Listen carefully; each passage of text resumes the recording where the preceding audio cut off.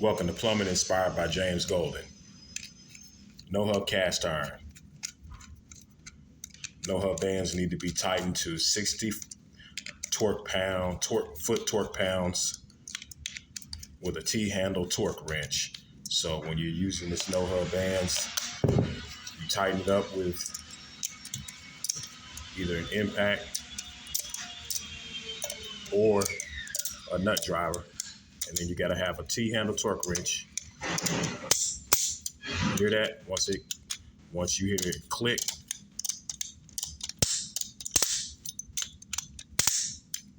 that's it. T-handle torque wrench. Extra points if you can tell me what type of fitting this is that we've manufactured here. Stay tuned for more. Like, share, and subscribe.